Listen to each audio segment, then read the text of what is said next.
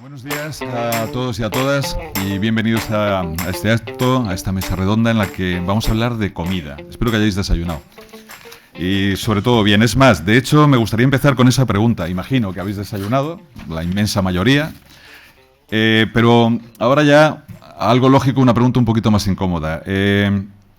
¿Sabéis realmente de dónde viene, de dónde procede y cómo se elabora todo aquello que hoy habéis desayunado? No sé, por ejemplo, cuántos kilómetros ha recorrido la leche que habéis tomado con el desayuno, dónde se han obtenido los huevos que os habéis freído y que han compartido vuestro desayuno, de dónde procede, por ejemplo, de qué país es el café que os ha acompañado también, quién cultivó el tomate del sándwich o del bocadillo. ¿Alguna vez os habéis hecho estas preguntas cuando habéis desayunado, cuando habéis comido, cuando habéis cenado? Lo normal es que no. Bueno, pues es curioso porque la comida es una de las cosas más cotidianas de nuestra vida y probablemente es una de las cosas también más desconocidas. Tenemos la mala costumbre de querer comer todos los días y a veces bastantes veces al día y yo creo que sabemos muy poco de lo que hay detrás de lo que comemos. Por eso precisamente estamos hoy aquí y este evento nos reúne para hablar de comida, o más que de comida, de las historias que están detrás de las comidas, que yo creo que es la parte verdaderamente interesante. El cartel de este encuentro, que preguntaba ahora Virginia si este era el título de la mesa o el tema general, dos mundos, una sola mesa, la verdad es que resume muy bien la esencia de este encuentro. Bueno, yo para quien no me conozca, porque sé que me muevo más en el ámbito de periodismo, pues aprovecho para presentarme. Soy Ángel Rubio y soy el decano de la facultad. Así que encantado de conoceros y conoceras a todas. Y ya recupero un poco el hilo argumental que decía y que me ha traído aquí simplemente pues para presentaros esta mesa, para presentaros este acto y para dar la bienvenida a todos y a todas las ponentes al mismo.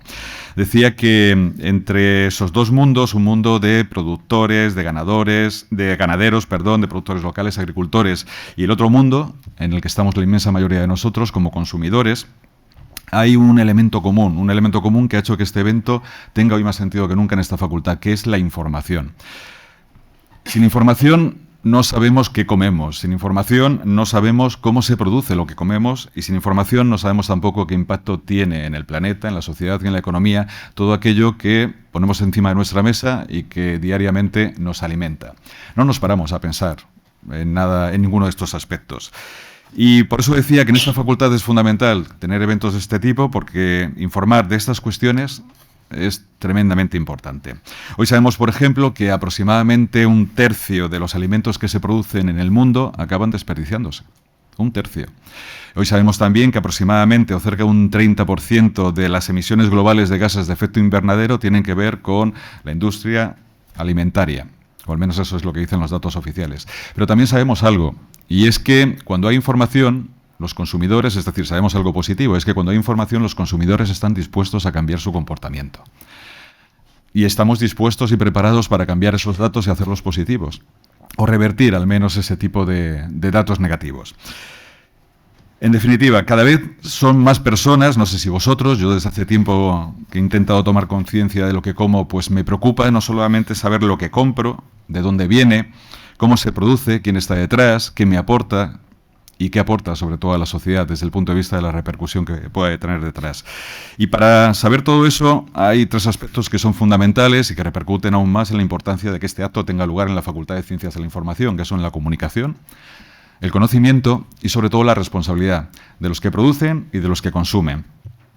Por eso insisto en la importancia de este acto, por eso insisto en la importancia de que todos hoy nos reunamos aquí para hablar de ello, para hablar de cómo contamos las historias que hay detrás de la comida.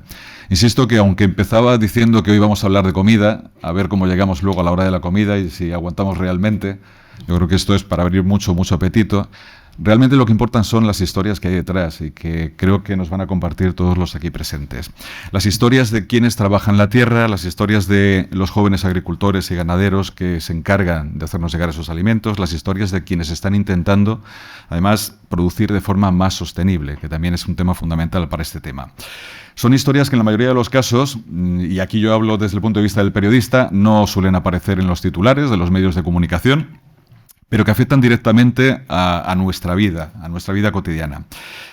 Y en este sentido también me parece muy interesante que este encuentro esté orientado a vosotros, a estudiantes, a jóvenes estudiantes del ámbito de la publicidad, del ámbito de la comunicación audiovisual, del ámbito del periodismo, porque sois a la vez los dos factores, consumidores y futuros comunicadores. Es decir, vais a desempeñar los dos aspectos más importantes junto con los productores en este ciclo continuo que es el ciclo alimentario, el ciclo de la comida. Las decisiones que toméis como consumidores importan, y yo creo que a partir de hoy estoy convencido de que os las vais a replantear más todavía, pero importan muchísimo más, al menos desde mi punto de vista, las que toméis como futuros comunicadores. Independientemente del ámbito en el que lo hagáis, no solamente porque las noticias, estas informaciones, estas historias salgan en los titulares, desde la publicidad, desde la comunicación audiovisual, desde la creación de contenidos, la forma y la posición que adoptéis va a ser fundamental y además deberéis hacerlo de una forma atractiva, comprensible y honesta, siempre honesta. Hoy en día es fundamental una comunicación rigurosa, cercana y responsable, más teniendo en cuenta la cantidad de desinformación que nos rodea incluso en un ámbito tan complicado, tan personal y tan cotidiano como es el de la alimentación, la de los alimentos, la producción de los alimentos. Por eso sed honestos, sed responsables, sed rigurosos siempre con todo lo que comuniquéis y compartáis. Creo además, y ya aprovecho, voy terminando, porque los protagonistas realmente son los que me acompañan en esta mesa, para dar las gracias por la organización de este evento, al estudio, por supuesto, del que estamos especialmente orgullosos, y sobre todo también pues, a Enraiza, por haber traído este evento aquí y compartirlo con todos vosotros, porque este tipo de iniciativas son de las que precisamente contribuyen a conectar la universidad con nuestra realidad, en este caso con el territorio, con la tierra, con los que producen alimentos y con los que, como decía al principio, están contribuyendo a producir alimentos de una forma mucho más sostenible. Y lo hacen además de forma más dinámica, más participativa y muy vinculada con vuestra generación. Es una pena que esa segunda parte del acto, ese live cooking, no vaya a tener lugar finalmente por cuestiones meteorológicas. Me imagino que ya os lo habrán contado, porque al final aprender también consiste en experimentar. Y una cuestión que viene muy al hilo del tema central del evento, lo de dos mundos y una mesa, a mí me servía para presentar esta facultad. Lástima que el live cooking no tenga, pero yo voy a seguir con mi metáfora igual, lo siento, no tenga lugar el live cooking, y es que esta facultad hoy se convierte en una especie de gran mesa. Y si reparáis un poquito en la importancia de una mesa, sobre todo a la hora de la comida, es un lugar en el que no solo se establecen conversaciones, salvo que la tele las interrumpa, se establecen relaciones, conocemos a personas, nos contamos cómo va el día. La mesa es un lugar de encuentro, es un lugar donde se habla, es un lugar donde, al final, como decía, se toman decisiones y se toma conciencia de muchas de las cosas que nos ocurren día a día. Bueno, pues a partir de hoy estoy convencido de que en esa mesa, en vuestra mesa, vais a tomar también conciencia de lo que está sobre ella, de lo que ocupa y de lo que estáis comiendo. Y si al final de este acto han conseguido los aquí participantes despertar esa curiosidad, yo creo que el acto habrá merecido la pena. Seguro que la próxima vez que vayáis a un supermercado, la próxima vez que pidáis en un restaurante o la próxima vez que preparéis una cena o una comida para vuestros familiares o amigos, os preguntaréis algo que hasta el día de hoy probablemente no ha sido habitual en vuestros interrogantes, y es: ¿sabemos realmente algo de lo que estamos comiendo? Insisto, si os lo planteáis, este acto habrá merecido la pena. Y por mi parte, nada más. Muchas gracias, bienvenidos y bienvenidas a este acto. Y sí que, aunque sea improvisado, pero me han pasado la lista y no quiero dejar de hacerlo, pues me gustaría presentar a los participantes en esta mesa, empezando por la izquierda, a ver si no me equivoco, que se encuentra Germán Gutiérrez, del World Food Forum, el Foro Juvenil de la Alimentación. Justo a mi izquierda se encuentra Virginia Francisco, de Enraiza Derechos. Y ahora sí me voy a equivocar porque evidentemente las posibilidades que tengo de fallar con los nombres son bastante, al menos 3-1. Claudia Pereira, productora agroecológica de la Vega del Tajuña, Madrid. Bienvenida, Claudia. Gadea Claver, socia del supermercado cooperativo La Osa. Bienvenida, Gadea. Y Miren Carcar, de @diario de una agricultora, productora e influencer. Pues bienvenidas, bienvenido.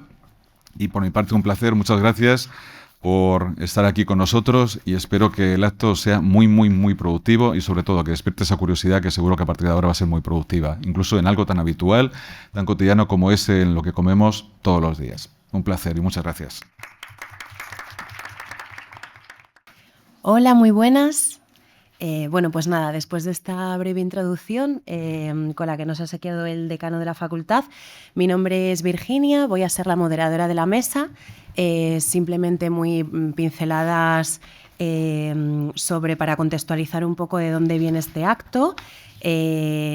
Nosotras desde Enraíz a Derechos, que somos una ONG que trabaja por el derecho a la alimentación y sistemas alimentarios sostenibles, llevamos trabajando desde hace un tiempo en diferentes procesos con juventud para promocionar tanto sistemas alimentarios sostenibles como una forma como más corresponsable de gestionar los alimentos y de conocer qué pasa después en todos los eslabones de la cadena, desde la producción, sin olvidarnos de la distribución, que suele ser esa gran olvidada y a la vez es un espacio que tiene muchísimo potencial de cambio y de facilitar las transformaciones agroalimentarias que necesitamos para modelos sostenibles y de consumo.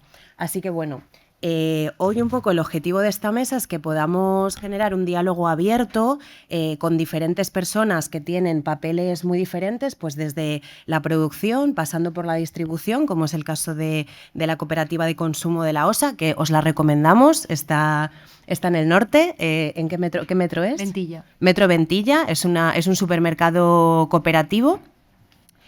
Hasta el consumo, ¿no? Ver también cómo desde nuestras diferentes formas de vida podemos conocer y podemos promocionar y contribuir a ese cambio. Así que, bueno, aparte de las presentaciones que ha hecho el decano, también me gustaría introducir un poquito una breve presentación de cada una de las ponentes y también introducir a Lucía Castañeda, que ella es del estudio, la agencia estudiantil de comunicación que tenéis aquí en la facultad, que un aplauso muy fuerte para el estudio porque son las personas que han hecho posibles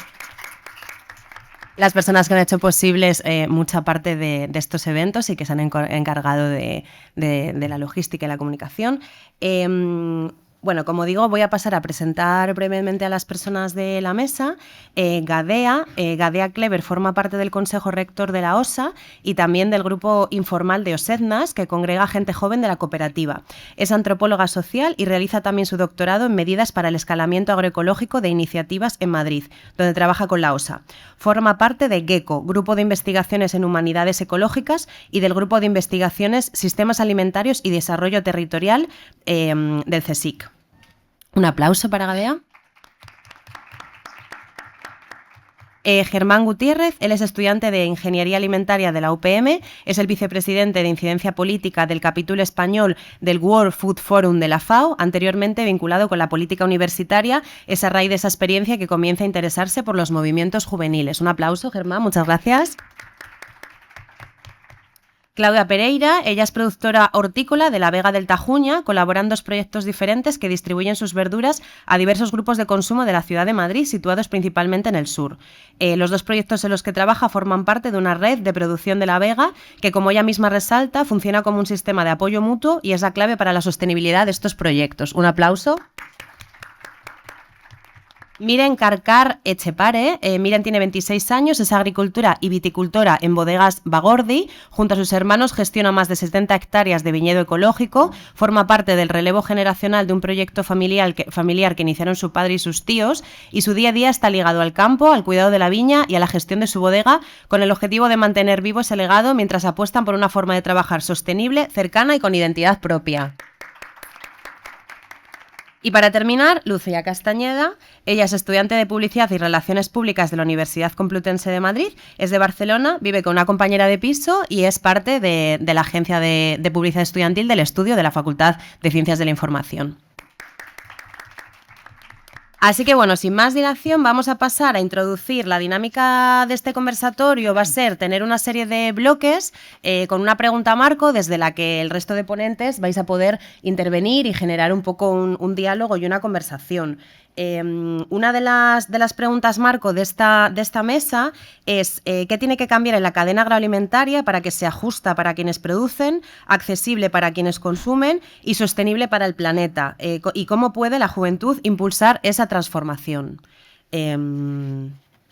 Bueno, parece una pregunta sencilla, no sé si lo parece, igual puede ser que esté formulado sencilla, pero tiene mucha cola. Así que bueno, vamos a hablar primero un poquito de las problemáticas para que tengamos una visión de conjunto. El decano en su presentación ha hablado un poco algunas pinceladas, ¿no?, sobre esta parte de el impacto medioambiental de la producción agroecológica en el mundo, el impacto del desperdicio. Vamos a dar un poquito unas pinceladas de contexto sobre problemáticas del sistema agroalimentario actual, con una visión internacional, y después pasaremos a ver soluciones. Así que en este marco, ¿alguno os apetece comenzar? El marco sería un poco qué tiene que cambiar y, primeramente, cuáles son las principales amenazas actuales para la soberanía alimentaria, la conservación del medio ambiente y la dignificación del trabajo del sector primario. Un poco con este panorama de conjunto, de contexto. Bueno, a ver, me lo acerco, así se escucha bien. Perfecto. Vale. Bueno, lo primero, encantada a todos. Soy Miren, ya me han presentado. Y respecto a la pregunta como que qué tiene que cambiar o qué puede la juventud impulsar en esta transformación, yo creo que uno de los factores más importantes es entender la parte más importante, que creo yo, que es la del consumidor, ¿no? El poder que tenéis cuando vais a elegir lo que compráis. Entonces, eso tiene que ver un poco con todo, porque por mucho la situación en la que tenemos ahora con, por ejemplo, el Tratado de Mercosur, no sé si sabéis qué es o no, pero bueno, eso a pequeños productores como somos nosotros nos perjudica, porque tenemos que competir muchísimo más de lo que ya hacemos con precios que son imposibles, ¿no? Entonces, si el consumidor entiende la tarea tan importante que tiene, creo que nosotros nos beneficiaríamos, no nos perjudicaría más, ¿no? Si el consumidor sabe el poder que tiene y elige qué tipo de agricultura quiere que siga existiendo, en este caso pues la ecológica, que es la que hacemos nosotros, pues esa sería vuestra manera de apoyarnos y de hacer que nosotros podamos seguir trabajando, haciendo lo que hacemos y manteniendo y alimentando a todos. Uh-huh. Vale, muchas gracias. Miren, has comentado el Tratado Europa-Mercosur, que es un tratado de libre comercio. No sé si por ahí también, Germán, desde la posición del World Food Forum, podríais, como con esta cuestión de cuál es la escalabilidad, ¿no? Bueno, la escalabilidad sería total, porque al final el mercado va a globalizarse mucho más y las condiciones para que pueda entrar alimentación de estos países va a ser mucho mayor. Entonces puede afectar de gran manera a los agricultores más pequeños que tenemos aquí. Entonces ese es el problema que al final estamos viendo respecto a la soberanía alimentaria, que es que al final estamos dejando de lado y se ha construido este marco global y esta globalización del mercado sin tener en cuenta a los pequeños productores. Entonces partimos de la base de que el problema está en cómo se ha diseñado este marco global y cómo está afectando de mala manera a nuestros pequeños agricultores.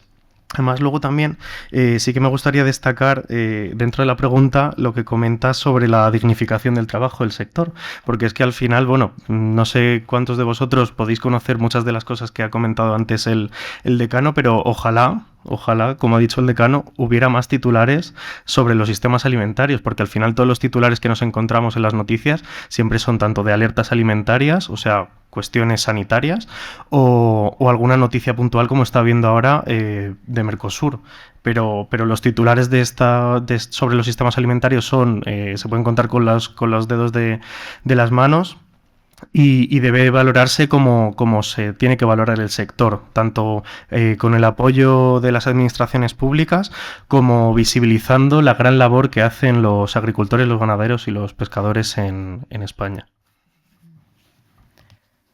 Muchas gracias, Germán.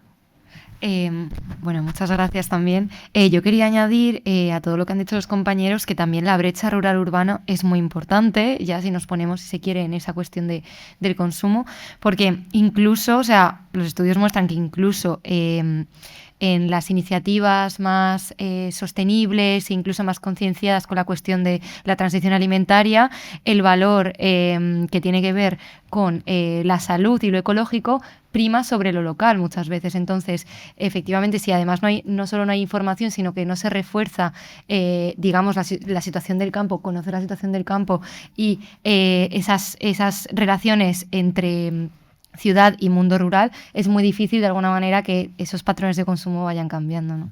Muchas gracias, Godea. ¿Alguien más quiere añadir algo? Bueno, ¿se me escucha? Vale, sí.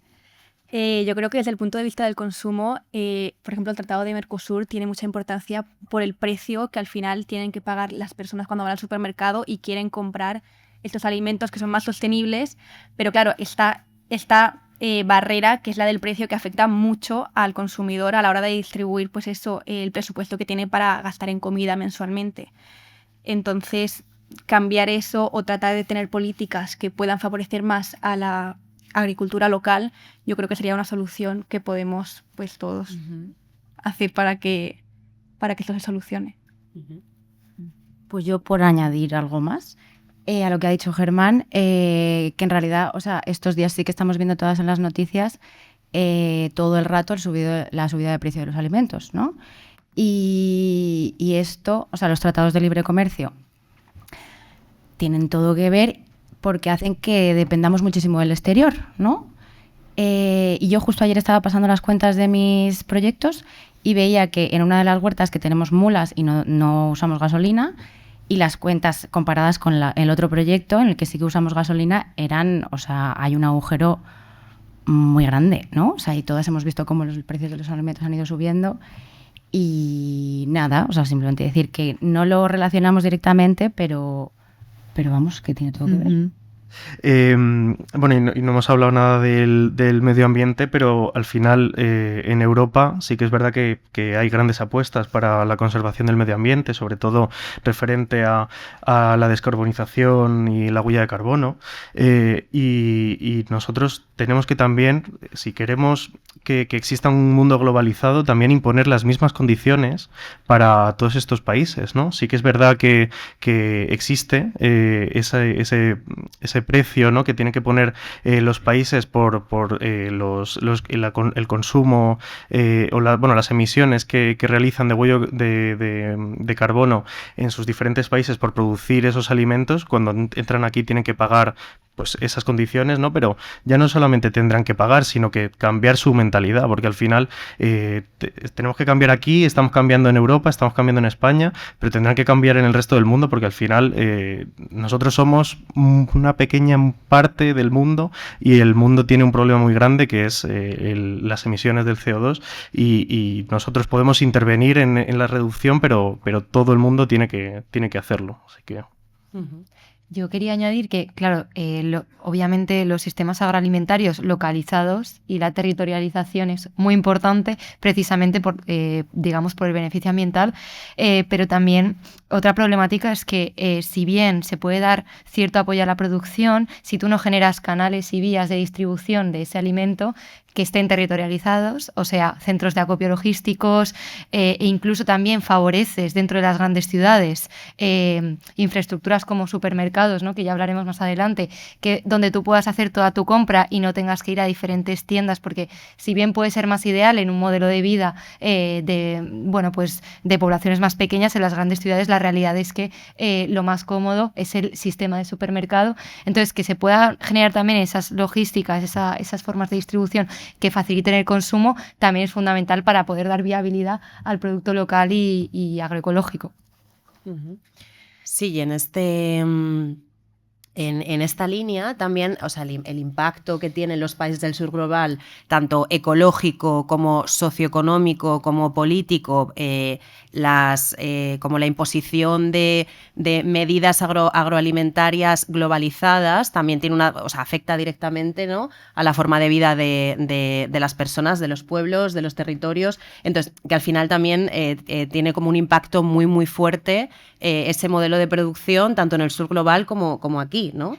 Y hay como que también la capacidad de los grandes oligopolios corporativos para poder un poco imponer alguna serie de reglas de mercado, ¿no?, dentro de este mercado globalizado agroalimentario. Vale, genial. Bueno, hemos hablado de sistemas territorializados, que es muy importante. Nosotras con el proyecto, o sea, con este proceso para generar espacios de diálogo con juventud, hemos estado trabajando también en centros de formación profesional agraria, y una de las cosas que veíamos que se repetían es esta necesidad de poner en valor el producto local por un lado, porque hay una cercanía, ¿no? Por esta capacidad de que el producto local puede haber una atomización de productoras, de productores, ¿no? Como pequeños proyectos a los que se puede apoyar, que también ahí, Claudia, es muy interesante, ¿no? Cómo habéis articulado vuestro proyecto y qué papel tiene ahí el apoyo comunitario o el apoyo como social, ¿no? Apoyar esa serie de proyectos, y que era muy, muy importante también que hubiera vías de distribución, porque al final ahí es un poco lo que hablamos con cuál es el papel también de la distribución y qué tipo de modelos se facilitan a la hora de acceder al consumo, ¿no? Entonces, con esta pregunta, si queréis, pasamos al siguiente gran bloque, que serían propuestas de cambio, prácticas del día a día y políticas públicas. ¿Qué responsabilidades compartidas tenemos en este sentido? Entonces, claro, sería un poco, si queremos transformar la cadena agroalimentaria, ¿qué tendría que cambiar de forma prioritaria? ¿O qué pensáis que tendría que cambiar de forma prioritaria para que cambiara todo lo demás, ¿no? Que os parece como que es como muy, muy importante que cambie. Ahí lo dejo. Vale, bueno, venga, va, pues empiezo yo. Bueno, cuando comentaste esta pregunta sobre qué iniciativas o prácticas queréis resaltar, es que sin duda lo primero que se me ocurrió fue la iniciativa que está elaborando la asociación EPA, que es una asociación de juventud rural que creo que también conocéis vosotros, que están tratando, han impulsado una mesa interministerial con el Ministerio de Agricultura, el de Política Territorial y el de Cultura para dignificar y trabajar en políticas para la juventud rural. Al final existe un problema muy, muy grande y un problema que está ahora mismo en el foco sobre la juventud rural y sobre esa desaparición de los pueblos, ¿no? Y de la juventud en esos pueblos. Y EPA, esta asociación, está tratando de impulsar esta mesa con todos estos agentes. Además que esto no es que se lo hayan sacado de la manga, que un poquito también, ¿no? Que tratar de hacer esta iniciativa no es nada fácil. Pero esto viene del Consejo de Europa. O sea, esto es una iniciativa, una propuesta, una recomendación más bien del Consejo de Europa de que todos los países de Europa deberían de hacer estas mesas interministeriales para trabajar estas políticas, también contando con la juventud. Entonces, quiero destacar en primer lugar esa mesa interministerial y luego también dentro del Ministerio de Agricultura tienen el programa Cultiva que fomenta fomenta la producción o que la gente joven se involucre en ser agricultor o ganadero ahora mismo. O sea, que ese programa Cultiva, que ofrece tanto formaciones como ayudas para que esto se haga realidad, yo creo que es un gran paso que hemos dado en España para poder cambiar esta situación. Bueno, yo creo que es muy interesante lo que dices de incluir a la gente joven, porque acciones como esta, que nosotros somos como futuros comunicadores, tenemos la oportunidad después de dar a conocer pues esta problemática que hay en el mundo rural y también en el mundo alimentario en general. Y desde luego, hoy en día yo creo que hay muy poco conocimiento sobre estas políticas que se pueden estar llevando a cabo o estos cambios que se podrían realizar para poder mejorar esta situación. Y sobre todo desde el punto de vista del consumidor, yo creo que lo que más se puede hacer es reducir el tirar la basura, en plan el tirar alimentos para cuando se echan a perder o dejar que se pongan malos y después tirarlos, porque esto al final hay como 1/3 de la comida que se tira a la basura y es una problemática real que pocos pues sabemos el impacto que puede tener en el medio ambiente. Bueno, en esa línea, nosotras desde En Raíz a Derechos tenemos una línea de trabajo con la prevención del desperdicio alimentario, así que os invitamos a visitar la página web y yonodesperdicio.es .org, muchas gracias, para que veáis también recetas de aprovechamiento, datos y posibilidades, ¿no? de establecer proyectos que tengan en cuenta esta realidad. Bueno, yo sí quiero hacer una aportación. Por ejemplo, yo sí que veo que a nivel de consumo la mayor parte de gente no elige lo ecológico porque lleva un coste, por poco que sea, más elevado que lo convencional, ¿no? Entonces yo sí que creo que el problema está ahí. Como el consumo de lo ecológico es muchísimo menor, por supuesto el precio también cambia. Si la mayor número de gente consumiese más lo ecológico que lo convencional acabaría siendo lo caro. Eso también influye mucho, ¿no? Entonces, cuanto antes entendamos las diferencias que hay entre y los beneficios, no solo para vuestra salud, porque eso también al final va ahí, sino para el medio ambiente y porque siga el sector primario, que es el motor de cualquier país, pues también empezar a cambiar en la medida en lo que podáis vuestra alimentación en ecológico y pensar que hay familias como nosotros y como otros chicos que están ahí, productores, agricultores, ganaderos. Hay familias detrás, no solo somos un producto ni una cara visible. Hay familias, yo por ejemplo, aparte de dedicarme a la viticultura y tener 3 personas únicamente en el campo, nosotros seguimos haciendo la vendimia manual, lo que conlleva a que damos trabajo a muchísimas familias, aunque sea en una época del año solo, ¿no? Pero es una forma de que no solo es una familia, o sea, son muchas familias viviendo de mucho trabajo, y si valoraseis los productos que tenemos y cómo cuidamos el suelo, que para nosotros es lo más importante, pues yo creo que si la gente entendiese eso, pues nosotros nos iría mejor, y en general a todo el mundo, desde luego que nos iría mucho mejor. No solo en salud ni medio ambiente, sino en todo. Yo aquí quería añadir, justo por lo que ha dicho la compañera, que el apoyo a iniciativas, ¿no?, que precisamente pongan en el foco romper primero romper por un lado la idea y la manera en la que consumimos normalmente en las ciudades, especialmente en los supermercados. O sea, estamos acostumbrados a una manera de consumir donde efectivamente vemos el producto, no vemos todo lo que hay detrás, y ya no solo implica, ¿no?, si se quiere, con el producto ecológico que vemos para nuestra salud, sino también que vemos para la justicia social, para el bienestar de las zonas rurales de nuestras regiones, etcétera, ¿no?, y a las personas que hay detrás. Entonces, en ese sentido, sí que quería destacar pues que la OSA, ¿no?, como supermercado cooperativo, también trata de romper, y algo que vemos mucho las OSEZNAS, que sería como este grupúsculo joven que hay en la cooperativa, es que por mucho que tú hables y intentes explicar a un nivel publicitario clásico que es la OSA, eso no funciona hasta que tú visitas la OSA, hasta que tú visitas a los agricultores, a los productores, hasta que tú comprendes de alguna manera la experiencia de estar en un supermercado cooperativo, no solo porque tenga unos precios más bajos por su sistema de socias, sino también porque genera unas relaciones de comunidad y de fortalecer las relaciones entre el mundo rural y urbano, que de alguna manera cambian tu manera de comprar. Y creo que eso es muy importante, y hay que seguir como fomentando este tipo de iniciativas también desde las ciudades, porque si no es muy complicado que podamos hacer estas transiciones. Y, por ejemplo, para añadir una cosa, no solo ya en el precio, o sea, no hay comparación en el sabor. O sea, eso ya es a otro nivel. Entonces, igual, si hay tanto desperdicio de comida, es porque tampoco te está sabiendo lo bueno que debería.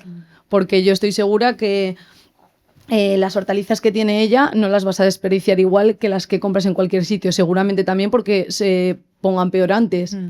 Y al igual con la leche, los yogures o los huevos de cualquiera de los productores que estamos aquí. Al final, la calidad también con la que producimos y cuidamos la tierra también tiene su resultado a la hora de los alimentos y de consumirlos, ¿no? Total. Sí, para mí el precio, o sea, para mí justo el tema de que el precio de los productos ecológicos sea mayor, a mí me sigue resultando bastante conflictivo y no lo tengo como resuelto, porque, o sea, nosotras para un principio básico de los proyectos en los que yo trabajo es que sea asequible y que yo pueda dar alimento ecológico y saludable pues al sureste de Madrid, ¿no? Si no, o sea, si a mí me diese igual y no tuviese cargo de conciencia, iría a las 6 y vendería las verduras mucho más caras, claro. Pero claro, cuando nos hemos formalizado y hemos tenido que subir los precios, en mis cuentas anuales hay un agujero negro, claro. Porque para que la cesta sea asequible, tenemos que poner otras cosas aleatorias, o sea, complementarias. O sea, ese agujero negro lo cubrimos pues haciendo fiestas, camisetas, eventos así en general, que en realidad está bien porque generan comunidad y fortalecen como ese sentimiento como de grupo, pero también es verdad que genera mucha inestabilidad para las productoras, o sea, como que... Y realmente haces algo a lo que no te dedicas. Tienes que buscar otras alternativas para sobrevivir. Curro, claro, es más curro, y a mí me produce incertidumbre, o sea, como que no es sostenible los números, ¿no? Pero bueno, claro, o sea, no sé... no lo tengo resuelto. O sea, como que el aumentarlo el precio, porque para mí también siempre ha sido como muy contradictorio que el campo, que la agricultura tenga que estar subvencionada. O sea, que no pueda como vivir por ella misma, ¿no? O sea, es como que no tiene sentido, claro, porque Por ejemplo, creo que ahí también entran las partes de distribución y postventa. Desde que yo vendo mi producto al precio que lo tengo que vender para poder venderlo, porque eso es así, siempre es un regateo constante y siempre para abajo, nunca para arriba. Y luego resulta que cuando tú ves a qué precio lo venden, por cuántos escalones ha pasado para que yo intente hacer y vender a un precio justo, y que hay veces que da hasta no a pérdidas, pero a no ganar, te lo aseguro. Cómo cambia tanto hasta el punto de llegar al consumidor que piense que es caro y encima yo no gane nada, porque si por lo menos lo ganase... cualquier persona que está aquí va a comprar y dice, vale, esto está caro, pero mire, me vais a dar a mí, Miren Carker, que trabaja como agricultora con un montón de familias y me queréis apoyar. Jolín, pues igual vosotros compráis ecológico porque pensáis que estáis apoyando un proyecto, pero realmente hay demasiados pasos y se queda ahí, ¿no? Entonces, por ejemplo, casos como la cooperativa de la OSA, pues está súper bien porque creo que se reducen mucho los intermediarios. Total. Claro, bueno, y a raíz de eso también, que he comentado Gade antes sobre las vías de distribución locales, ¿no? Que quizás hay que apostar más por eso, y quiero dar pues un ejemplo, y es que, por ejemplo, en Brasil, unos agricultores comenzaron a realizar pues una serie de contactos y demás, y trataron de, a través de la agroecología y tratar de conseguir productos ecológicos, y esas vías de contacto consiguieron crear una comunidad, y también esas vías de distribución, o estas vías de distribución locales, y ha funcionado bastante bien, siguen en producción y sigue funcionando bien. Entonces quizás hay que ver qué modelos existen en otros países. También un buen ejemplo es el de la OSA, pero qué modelos existen para poder replicarlos, y para que los agricultores, sobre todo ecológicos, que tenéis estos problemas, y luego también analizar qué otros problemas podéis llegar a tener, si es que el propio hecho de certificar que sea ecológico puede también ser un problema o no, también porque puede suponer altos precios y demás, pues ver cuáles son todos estos problemas para poder buscar también esas soluciones, ¿no? Pero yo creo que hay ya iniciativas como el de la OSA, como este caso de Brasil, que existen y funcionan bien, pero sí que hay que tratar de juntarnos, ¿no? y buscar estas problemáticas para tratar de dar soluciones. Yo os lo quería añadir que en Madrid, bueno, desde luego Brasil es un faro agroecológico para medidas para escalar la agroecología, y desde luego hay que mirar mucho hacia allí, aprender mucho. Pero también hay que conseguir que aquellas iniciativas que empiezan a andar no se las abandone, porque son iniciativas innovadoras, ¿no? En el sentido de que todavía de alguna manera no saben o no tienen esa estabilidad para poder mantenerse por sí mismas, que yo estoy de acuerdo con las compañeras de que bueno, la agricultura y el primer sector debería ser, ¿no? Como algo que pudiese funcionar y rodar de una manera mucho más sencilla, pero sobre todo la cuestión de innovación de cadenas cortas, pues como que haya un apoyo prolongado, no solo cuando empieza a caminar, porque si no, pues lo que suele pasar es que las iniciativas agroecológicas no escalan, ¿no? Y en ese sentido sí que quería poner un ejemplo de que sí que, por ejemplo, en Fuenlabrada existe que también trabajamos con él, un centro de acopio logístico que se llama Madrid Rural, y que acopia producto sobre todo del sur de Madrid, pero dentro de la Comunidad de Madrid, ¿no? O sea, con esa idea de generar un centro de acopio que pueda bueno, pues acopiar, ¿no? O sea, hacer logística de alimento, y que los agricultores tengan unas posibilidades mayores, ¿no? De poder como llevar el producto bueno, pues a buen puerto, por decirlo así, con una rentabilidad. Entonces, bueno, que ya se van haciendo cosas, pero hay que poner la mirada atenta y también, bueno, pues apoyar estos proyectos innovadores con un largo plazo de tiempo. Claro, un poco también por lo que estamos hablando es, nosotras desde Enraiza insistimos mucho en que podamos ver los diferentes eslabones de la cadena alimentaria, porque ni toda la responsabilidad tiene que recaer sobre el peso del consumo, ¿no? Sobre la elección que podemos hacer de una manera como bastante mediada por el contexto en los supermercados, sino que también pues está la distribución, que también te podemos hablar de políticas públicas o de proyectos innovadores innovadores que puedan estar fortalecidos, impulsados desde las políticas públicas, pero también de el tipo de apoyo que se haga desde el sector privado de la gran distribución o de la distribución más pequeña, ¿no? Pero que ahí también está la parte de la implicación del sector privado y de las empresas de distribución, ¿no? En esta serie de medidas.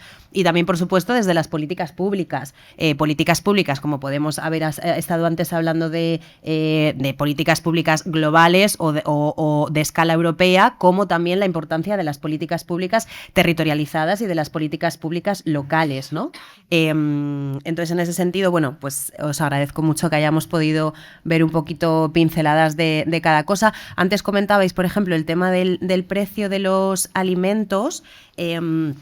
Claro, esto es si hablamos en términos de el precio al que se vende, pero luego el impacto ecológico y social de X formas de cultivo, ¿no? Puede ser con un precio mayor a nivel de huella ecológica, a nivel de deuda, ¿no? ¿no? Como de explotación, a nivel de lo que pasa luego con esos territorios, pues es mayor. También depende un poco de cómo lo miremos. Y también la parte bueno, nosotras desde Enraiza sí que visibilizamos que nuestra dieta está basada en los combustibles fósiles. La dieta industrial actual está muy basada en los insumos derivados de los combustibles fósiles, entonces tiene una vinculación directa con todo lo que es hidrocarburos, ¿no? Entonces los hidrocarburos es uno de los sectores más subvencionados del planeta, que tampoco se nos olvide, ¿no? Entonces, bueno, pues por ahí hay como una serie de vinculaciones muy importantes entre modelo industrial agroalimentario, vinculación con hidrocarburos y toda esta parte de los incrementos de los precios, ¿no? Bueno, pues ya que estábamos entrando, que me encanta, en esta parte de propuestas, visibilizando todas las iniciativas desde Brasil, que son un referente internacional, visibilizando iniciativas locales. También si nos podéis hablar más de vuestros proyectos, ¿no? Porque, no sé, hemos hablado de que la OSA es un supermercado cooperativo, pero si queréis también explicar funcionamiento, también el funcionamiento de los grupos de consumo con los que trabajas, Claudia, por si aquí alguien en la sala le apeteciera buscarlo y por ahí hacerse socio de un grupo de consumo o socio de la OSA. Vamos a pasar a la última parte, que es más pues estas propuestas concretas, estas experiencias concretas. Uy, perdonad que se ha vuelto esto loco. Estas alternativas concretas y para que tengamos, bueno, algo tangible a lo que aferrarnos, ¿no? Que pueda haber una problemática y puede haber cosas a mejorar, pero que también hay muchísima gente en muchísimos lados haciendo diferentes iniciativas, ¿no? Llevándolas a cabo. Así que si nos queréis contar un poquito más sobre esto. Es que justo estaba pensando antes, cuando estabas hablando de lo de los canales y la distribución y tal, que, o sea, yo lo que creo que falta, desde mi experiencia, es más bien productoras, ¿no? Porque yo, o sea, en los grupos de consumo donde yo trabajo hay muchísima lista de espera. Entonces, y de hecho me parece muy interesante que justo aquí haya dos perfiles de el relevo generacional, que es como el gran interrogante, ¿no? Y aquí hay un ejemplo de una persona que viene de familia, ¿no? Y otra que yo en realidad no tengo nada que ver con el campo, estoy aprendiéndolo todo ahora. Y le hice una vez una entrevista, perdón porque me estoy yendo a la pregunta, es que me ha vuelto... Dale. Quería recuperarlo porque me parecía importante hablar de esto. Le hice una entrevista a uno del IMIDRA el año pasado. El IMIDRA es el Instituto Madrileño de Investigación Agraria. Y ellos hicieron una cosa que se llamaba el AgroLab, que era un laboratorio para intentar pues eso, promocionar el sector agrario en el pueblo donde yo vivo, que es un pueblo que se llama Perales de Tajuña, al sureste de Madrid. Y entonces él me dijo que él pensaba que o sea, lo que hizo que el proyecto no fracasara, pero que no fuera como ellos habían esperado, fue que se dirigieron a la juventud del campo en vez de irse a las ciudades, a las universidades, que ahí es donde ellos pensaban que había como más interés. Y a mí eso me dejó pensando, porque es verdad que en mi pueblo hay una sola persona que haya continuado como con el negocio familiar, ¿no? Y luego toda la gente que yo conozco que sí que tiene interés, pues lo que le falta es pues centros de formación, el acceso a la tierra, ¿no? Que no es tan fácil cuando no provienes del campo, yo qué sé, un montón de cosas se me ocurren, pero por Entiendo que cada uno venimos de un sitio. Yo, por ejemplo, vengo Ya. de Navarra. Claro, es que en Madrid Y es muy en Navarra, por ejemplo, el problema de las tierras no está, hay tierras de sobra. Es más, se está abandonando los campos.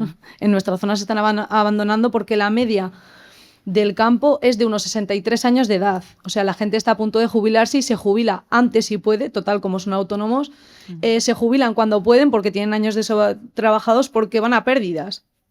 Y encima sus negocios no tienen nadie que los quiera, ya sean familiar o no. Tú, hoy en día, por ejemplo, en Navarra tenemos ayudas que si tú haces el reloj generacional de otra persona, pues tienes una serie de ayudas. No tiene por qué ser algo que venga familiar, ¿no?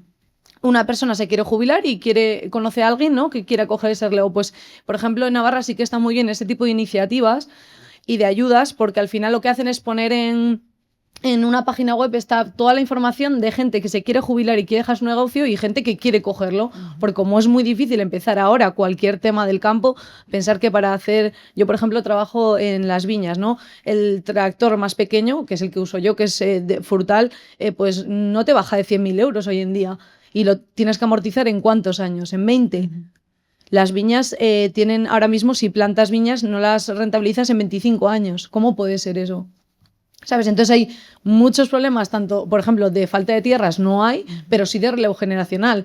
En nuestra zona se están abandonando los campos, los hay, pero nadie los coge. Y luego otra problemática que hay es que los han atizado mucho. Nuestros campos sí que están cuidados, porque para nosotros, por ejemplo, lo más importante es el cuidado del suelo. Y tú abres un hoyo en una finca mía y te van a salir lombrices y 20.000 insectos porque está llena de vida, pero las fincas que se van dejando han estado muy machacadas en convencional y están muertas. Y va a hacer falta muchos años para poder, ¿sabes?, regenerarlas. Entonces hay que pensar más allá que la agricultura es mucho más allá de eso. Es el suelo y todo lo que cuidamos, ¿no? Sí, que eso por hacer una aclaración para el resto de la gente de la sala, que igual no conoce la diferencia entre convencional o agroecológico, ¿no? Es esta parte de que el suelo fértil es un recurso limitado, que tarda muchísimo en regenerarse y que los modelos de producción convencionales muchas veces utilizan prácticas que erosionan el suelo o que a través de la utilización de insumos, ¿no?, es como se genera esa fertilización del suelo, pero que al final lo va erosionando, ¿no? Al final, trabajar el suelo de forma convencional, normalmente, la mayoría de veces, lo que pasa es que se exprime mucho para que dé el mayor fruto posible y no se le deja descansar lo suficiente ni se le aporta todas las materias que tú le quitas. Nosotros, por ejemplo, vendimiamos a mano y la raspa que sobra de cuando se quitan las uvas, se queda la raspa, pues nosotros se lo devolvemos. Que tenemos un esparcidor, entonces todo eso que le quitó la uva, pero por lo menos le aportó algo, ¿no? La raspa, que parece algo que es que no sirve para nada, pero sí sirve, ¿no? Y aportarle abono, aportarle vitaminas. Al final tú le estás exprimiendo un fruto, entonces tú le tienes que devolver algo y cuando no se lo devuelves cuando pues pasa que se quedan las fincas pues infértiles. Total. Sí, tenemos también estos desequilibrios del ciclo del nitrógeno, ¿no? Como toda esta. Me gustaría también comentar que en esta parte, como estamos hablando de proyectos y de iniciativas, también como tenemos por ahí una pequeña fila cero, que si queréis participar y contarnos vuestro ¿Queréis proyecto... subir a contar algo? Tenemos micro, vale. micro. Hola, ¿se me oye? Sí. Bueno, yo me llamo Ana y vengo de Cataluña. Yo tengo una granja de vacas de leche en producción ecológica con mi madre y bueno, cultivamos todo el forraje para nuestras chicas, elaboramos yogures, queso y mato, que es un requesón típico allí en nuestra zona. Y nada, he estado súper de acuerdo con muchas de las cosas que habéis hablado. Sobre todo yo me dedico a cuidar a mis vacas, pero también hacemos muchísimas visitas guiadas, como servimos a comedores escolares, porque nuestra prioridad es hacer productos de calidad, pero que estén en todas las neveras, no de domingo, sino del día a día.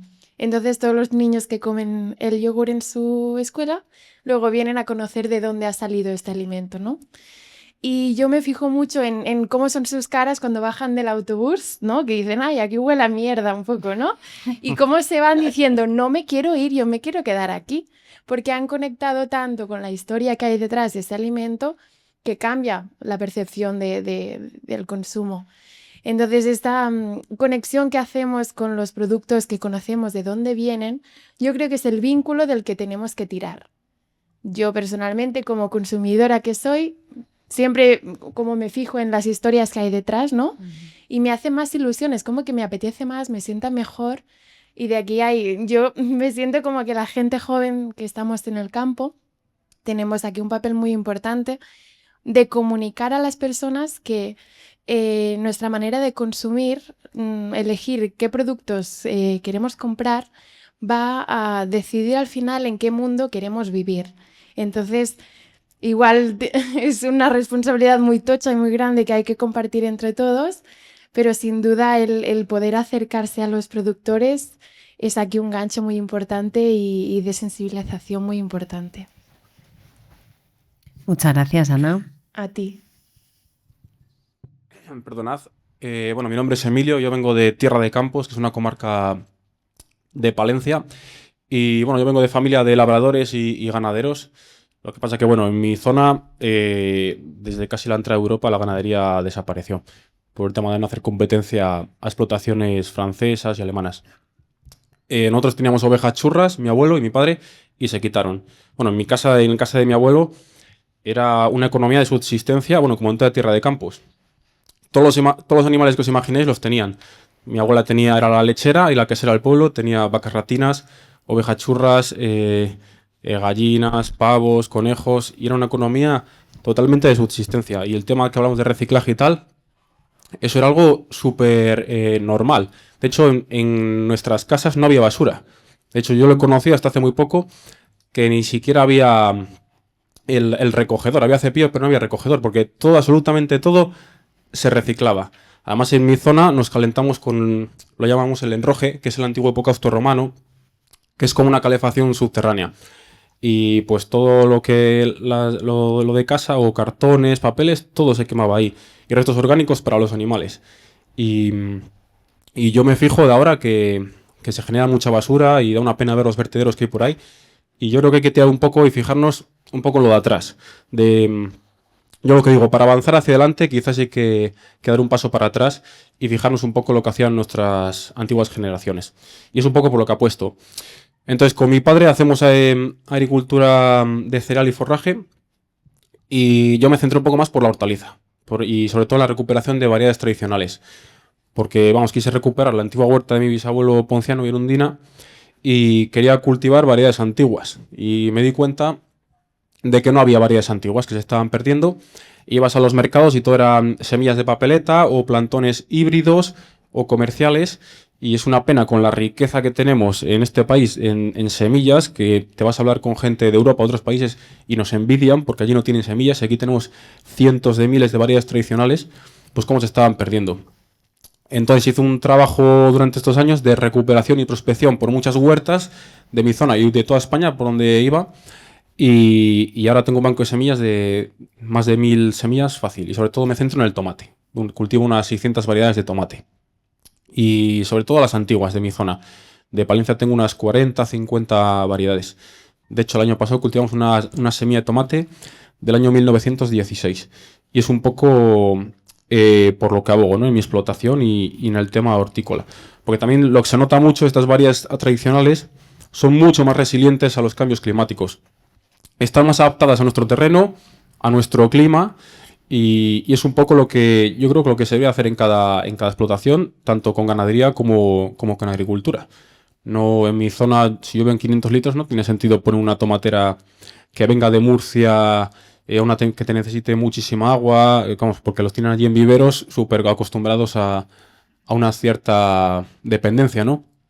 En cambio, yo los tomates los cultivo en secano, y un montón de cultivos los hago en secano, que es prácticamente, el coste energético es mínimo. Y es increíble como una zona tan desértica como la mía, Tierra de Campos, podemos producir este tipo de hortalizas, tanto melón, sandía, calabaza y tomate, sin gastar una sola gota de agua. Y menos ni abonos químicos ni fitosanitarios. Es la forma tradicional que se hacía antes, cuando no había todo lo que tenemos hoy día, de estos materiales que no dejan de ser petróleo al final, y es una dependencia brutal, y creo que hay que quitarse un poco de eso de depender tanto del petróleo y apostar más por la agricultura ecológica, regenerativa y por las semillas tradicionales. Muchísimas gracias, Emilio. ¿Por aquí queréis añadir algo? ¿Alguien? Sí. Venga. ¿Sí? OSA. Vale. Bueno, así como resumen, efectivamente, porque toca hablar de la OSA, para que os hagáis una idea, pues la OSA es uno de los 3 supermercados cooperativos que hay en Madrid, otro está en Getafe, que es Biolibere, y otro es la Garbancita Ecológica, que está en Vallecas. Y básicamente lo que pretende hacer efectivamente es intentar hacer accesibles alimentos agroecológicos de circuitos cortos y demás bajo una óptica de la economía social y solidaria. Entonces, las personas que formamos parte de la OSA somos socias y hacemos turnos de 3 horas al mes, ¿vale? A veces 2 horas y media, bueno, depende un poco del turno y demás. Y con esto lo que se consigue es que a día de hoy, de hecho, un informe del CSIC muestra que la OSA tiene los precios más bajos a nivel ecológico en comparación con supermercados convencionales, con tiendas ecológicas, etcétera. Pero además es quien más está pagando al productor y quien además obviamente favorece más esas relaciones entre las propias socias que viven en las ciudades, ¿no? Y los productores y los entornos rurales. Entonces, así, bueno, pues como que creemos que más OSAs y más supermercados cooperativos harían falta y seguir apoyando este tipo de iniciativas y que no se invisibilicen para poder hacer estas transformaciones, ¿no? Que vienen de la mano de la agroecología. Y también, pues también sí que quería comentar que de cara a lo que ha dicho la compañera, vemos que la cuestión autonómica es muy importante, que claramente pues este acceso a la tierra que se puede llegar a dar en algunos territorios, en otros es mucho más complejo y menos en megaurbes como Madrid. Sin embargo, sí que hay muchas iniciativas, hay propuestas, hay planes estratégicos, hay vías y se conocen, ¿no? La cuestión es si se quieren aplicar o no, pero el acceso a la tierra es fundamental. Y hay una cosa que se llama la red de espacios test agrarios, que sí que lo quería traer también, que es también algo que está empezando a emerger en España, donde se intenta dar esa facilitación a la gente joven que quiere acceder al oficio de agricultora, y también como que se facilita un poco ese acceso a la tierra. Pero sin acceso a la tierra es prácticamente imposible poder emprender en agricultura. O sea. Sí, de hecho, para mí, como la política pública más importante sería proteger el suelo fértil, claro. ¿no? Porque, lo que pasa en Madrid es que como que la onda especulativa se va ampliando. Sí. Entonces, como el suelo fértil que hay alrededor lo van comprando fondos de inversión, o en Perales pasan, en toda la Vega del Sureste pasa que hay hectáreas y hectáreas que han comprado empresas de fotovoltaicas, que es como, claro que hay que hacer una transición energética, pero no a costa de eliminar todo el suelo fértil. Claro, identificar el suelo fértil, ¿no? Claro. Entonces, como que la protección del suelo fértil me parece. Estoy de acuerdo totalmente contigo, porque en nuestra zona pasa igual. Yo estoy a favor, por supuesto, de las energías renovables, pero no a costa de tierras fértiles. En nuestra zona se están poniendo muchísimas tierras fértiles, placas solares. Hay un montón de sitios de monte, que no, se llama monte, pero que no es monte, es piedra y 4 arbustos feos. Pues ponlas ahí, ¿sabes? No en tierras fértiles, que hay mucho espacio donde se pueden poner molinos, placas, lo que quieras, pero no en tierras fértiles. Polígonos, claro. Por supuesto. Solo decir que en Madrid hay una figura que es la custodia del territorio, no sé si lo conocéis, que es el parque agrario, por ejemplo, y eso está en Cataluña también, en Rivas hay uno y en Fuenlabrada otro. Entonces, bueno, que hay fórmulas para poder llevar a cabo, la cuestión es aplicarlas. Claro, yo conozco el parque agrario de Rivas, claro, si se ampliase ese concepto, porque a mí me parece que está muy reducido, ¿no? O sea, yo no creo que nuestros proyectos cupiesen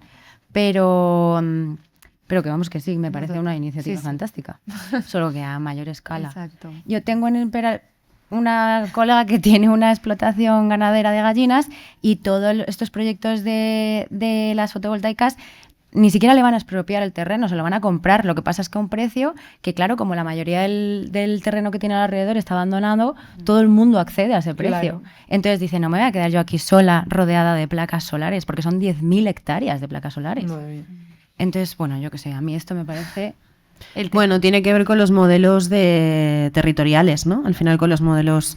Sí, ya estamos fuera de tiempo, así que os voy a pedir una frase final que sería un poco qué mensaje os gustaría que se llevara hoy el público sobre el papel de la juventud en la transformación del sistema alimentario, y hacemos una última rondita. Y Germán, que te has quedado con si quieres añadir algo y luego decir la frase, y ya vamos así en cadenita. Vale, bueno, pues voy a ser muy breve, y es que esto del capítulo español del World Food Forum nace a través de la FAO, que no sé si lo conocéis. La FAO es la Organización de las Naciones Unidas para la Alimentación, y nace de que los jóvenes pues sienten la necesidad de involucrarse en los sistemas alimentarios, porque al final es como han comentado las compañeras, hay gente que la edad media es 63 años, es un sector muy longevo, y también los jóvenes tenemos que hablar de estos, ¿no? Entonces esta iniciativa va naciendo en Roma, que es donde está la sede de la FAO, pero luego ahora se están creando estos capítulos nacionales, como nosotros que somos el español, pero tenemos compañeras que, por ejemplo, están en el de Nepal, en muchos países están, y están trabajando también, pues al igual que estamos haciendo nosotros. Y bueno, ya por cerrar, quería primero agradeceros a vosotros por invitarnos y por estar por aquí. Que Germán, si alguien quiere más información te puede preguntar, puede buscar. Sí. Sin problema, y de hecho tengo las tarjetas, así que bueno, ahora os reparto alguna. Así que nada, agradeceros a vosotros por la invitación y a todos vosotros por escucharnos. Y quería que nos llevásemos pues con un concepto nuevo que quiero lanzar, y es el concepto del desarrollo sostenible. Ya lleva establecido bastantes años, ¿no? A lo mejor os suenan más por los ODS, pero este desarrollo sostenible nace desde el año 70 o los años 80, y es la producción de estos alimentos, sobre todo, pero sin comprometer a las generaciones futuras, ¿no? Pero este compromiso y no comprometer a las generaciones futuras no se está contando con estas generaciones futuras, ¿no? Entonces a lo mejor tendremos que hablar a partir de ahora de un desarrollo sostenible inclusivo, o sea, que podamos también nosotros, la juventud, estar presentes en estas políticas, en estos desarrollos sostenibles, para realmente dar nuestro punto de vista y que sea realmente inclusivo este desarrollo sostenible. Así que yo creo que esa es la idea que quería transmitiros y que os llevéis. Muchas gracias. Bueno, pues desde el punto de vista del consumidor, yo creo que todos podemos poner nuestro granito de arena al final y cambiar estos hábitos de nuestro día a día para poder juntos pues cambiar esto y salir como de esta burbuja como de asfalto en la que vivimos. Para con cambios, tanto comprar en cooperativas o como unirnos a asociaciones o tratar de nosotros desde el lado de la comunicación dar luz y dar visibilidad a estas problemáticas. Yo creo que al final todos podemos ser motores de cambio, así que os quedéis con eso y que después, claro, cuando vayáis al supermercado o cuando estéis pensando qué vais a comprar, tener eso siempre en mente, que al final hay mucha gente que queda afectada por esto, por la sostenibilidad. Muchas gracias. Bueno, desde la distribución / consumo también es muy importante seguir apoyando iniciativas de economía social y solidaria y el cooperativismo, y que las iniciativas como la OSA o como centros de acopio territorializados que están surgiendo de este tipo de economía dejen de estar de alguna manera como casos aislados y que nos podemos convertir, ¿no?, poco a poco en modelos que amalgamen a más gente aparte de las poquitas que somos a día de hoy. Pues yo, daros las gracias por generar estos espacios, porque yo creo que es muy importante que nos encontremos, o sea, para mí, entre consumidoras, productoras y gente en general del mundillo, porque para mí lo que me ha faltado durante un montón de años ha sido referentes, ¿no? Entonces, creo que estos espacios son muy importantes, y también aprovecho para decir que, de hecho, la universidad, como que el mundo académico y teórico está como muy separado de lo que es el campo. Y hay como muchos conceptos y mucha teoría de agricultura sintrópica, regenerativa, que luego en realidad en la práctica yo los veo menos, la verdad, ¿no? Entonces estaría bien como crear más sinergias y que nos viéramos más, vaya, y nos comunicáramos más. Eso seguro. Bueno, yo lo que os quería pedir es que, como vosotros vais a ser los futuros comunicadores, pues que os quedéis por lo menos con nuestras historias, las que hemos contado y con las que estáis por escuchar, ¿no? Que seguro que escucharéis y conoceréis más. Entonces, que seáis los comunicadores porque nosotros pues tenemos que volver a lo nuestro y nuestro lugar está allí en el campo, ¿no? Entonces, está muy bien venir aquí de vez en cuando y contar nuestras historias, pero nosotros nos dedicamos a la agricultura y a la ganadería y al sector primario y tenemos que defenderlo allí y vosotros, pues, defendernos de lo que podáis, pues aquí, ¿no? Así que gracias. Ole. Bueno, pues muchísimas gracias. Os voy a pedir un fuerte aplauso, pero antes, o sea, aplaudimos, ¿vale? Pero tenemos un pequeño QR que es para que nos hagáis llegar vuestras propuestas y una pequeña evaluación de la mesa. Así que primero vamos a dar un fuerte aplauso y luego, por favor, responded el QR. Muchas gracias. Oye, y por cierto, la semana que viene es la semana de lucha campesina y habrá un montón de eventos de esto, o sea que buscarlo en internet que habrá un montón. Semana de la lucha campesina. Eso. Genial, pues muchísimas gracias. Nada, y no os olvidéis del QR.